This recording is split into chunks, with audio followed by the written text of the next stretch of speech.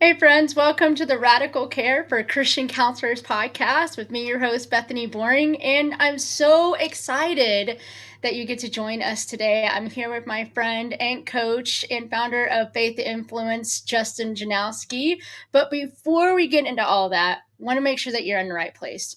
If you're a Christian counselor, pastoral care leader, coach, if you have an influence, if you're tired of doing this all by yourself, there's hope, there's more, there's groups. And that's what we're talking about here on the Radical Care for Christian Counselors podcast.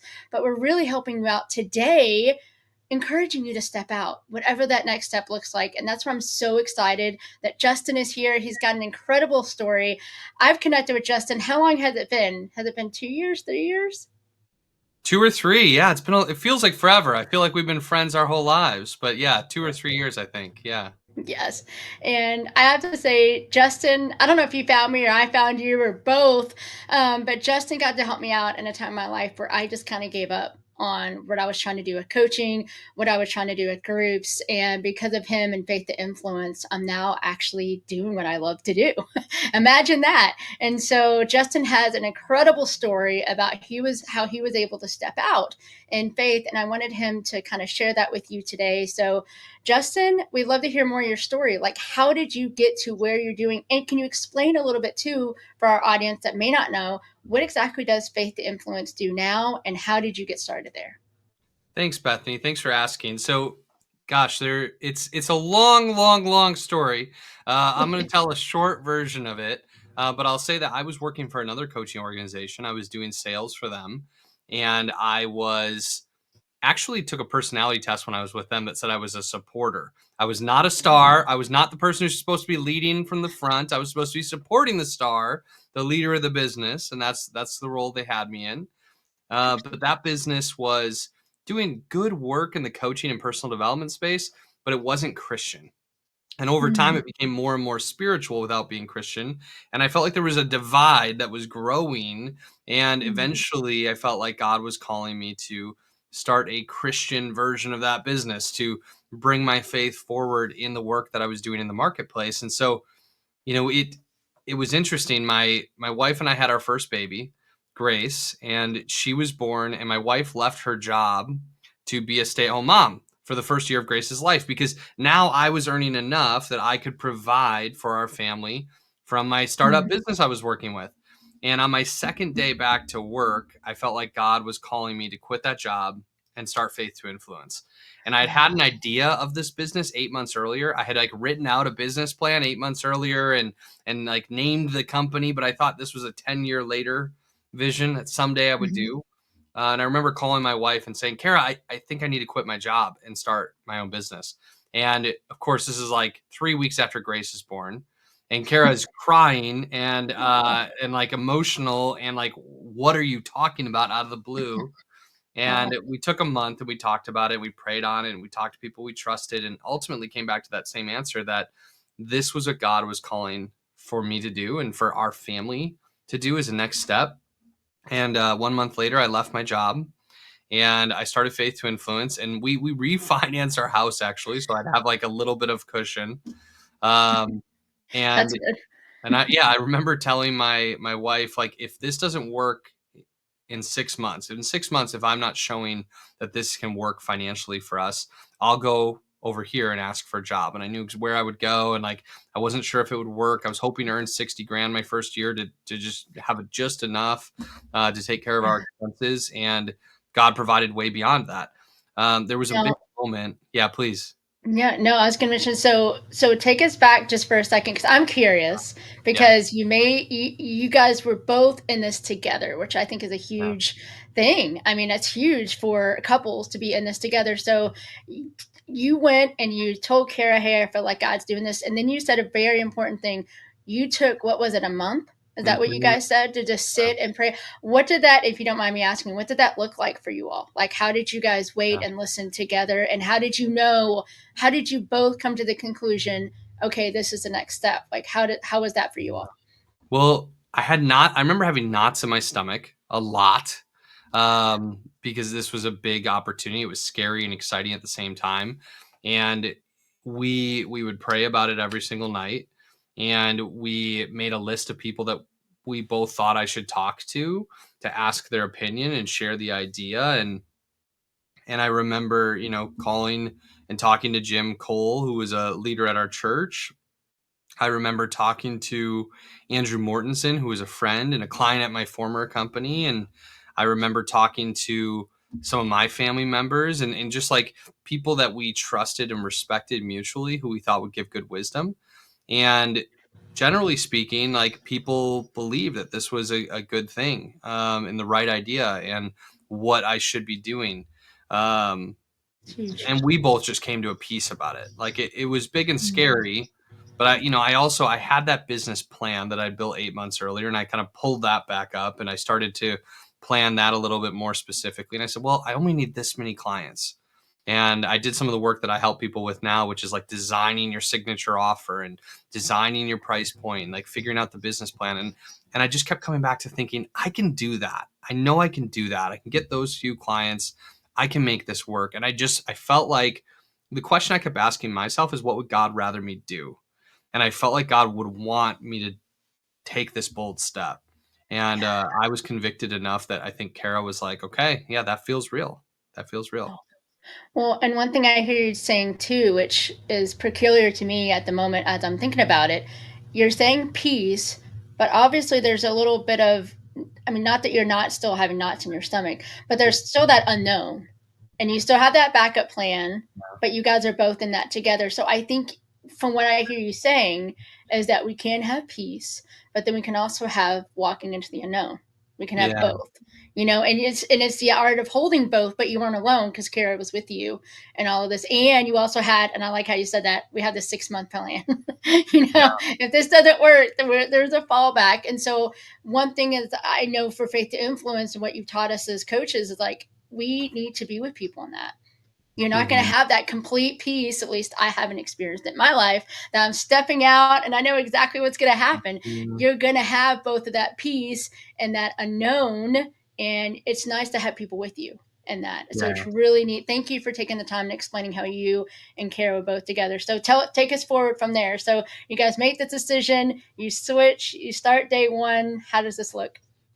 So yeah, there was a piece about the decision and the excitement, but there was a lot of fear and anxiety, to be honest. I didn't know if this Yeah. was going to work. Yeah. Day one for me, I what I knew how to do was design an offer, which I did.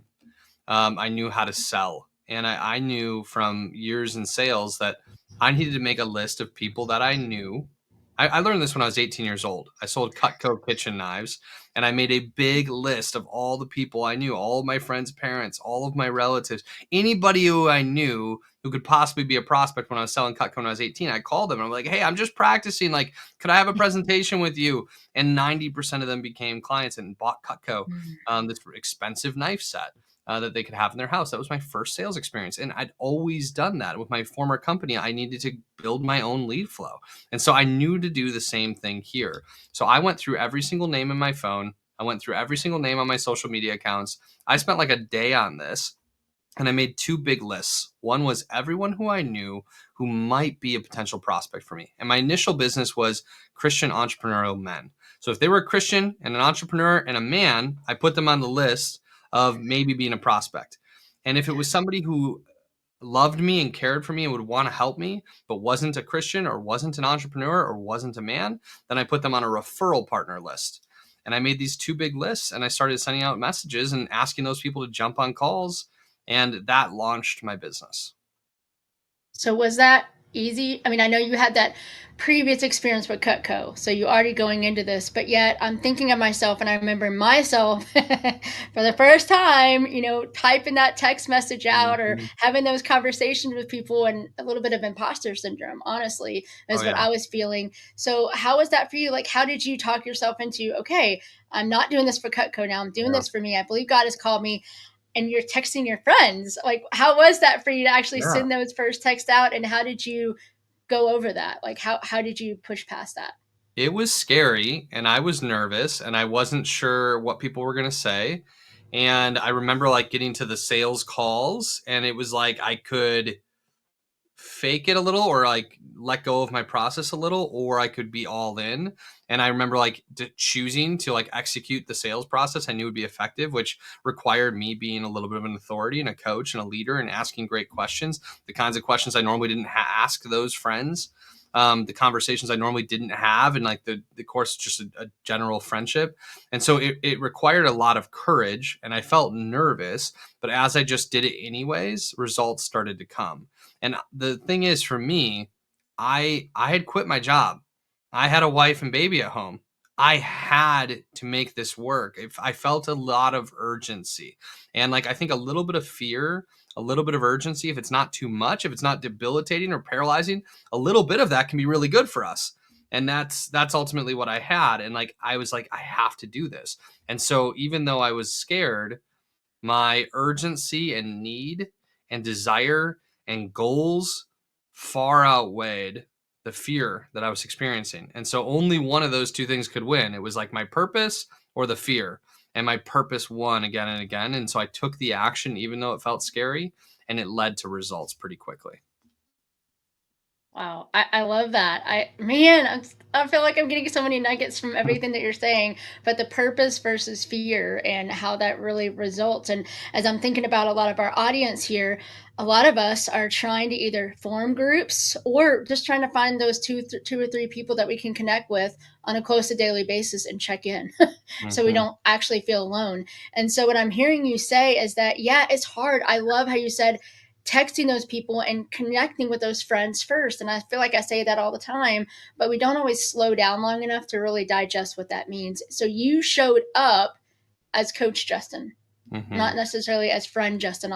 And I think there's a huge distinction. Now, granted, in counseling, we can't be with our friends. It's just a whole other thing. But when you're having accountability and you're having group settings, you can do that with friends, but you still have to show up in a different way.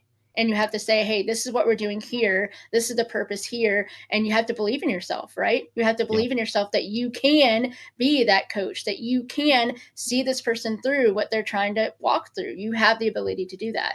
And so, was that something easier for you to do? Or, like, for instance, if you can encourage those, I know I was out there. Yeah. I think I still Yeah. have this problem too. But when I'm showing up and I'm trying to reach out to friends and I'm trying to invite them to a group or trying to invite them or say, hey, I'm working on my counseling or hey, I'm working on my coaching, can you be a referral? What piece of advice would you give to those of us that are doing this for the first time? Mm. I mean, one thing is we just have to do it scared.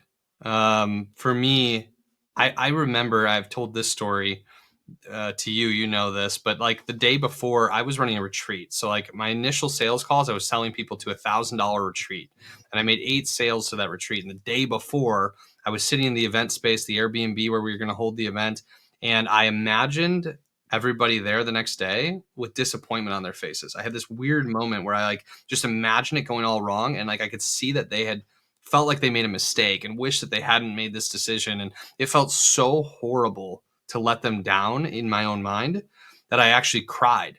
And I felt like, man, maybe I can't do this. Maybe I read the signs wrong. Maybe like this wasn't God's will. And I had to surrender to God. I had to let go, and I had to just do it scared.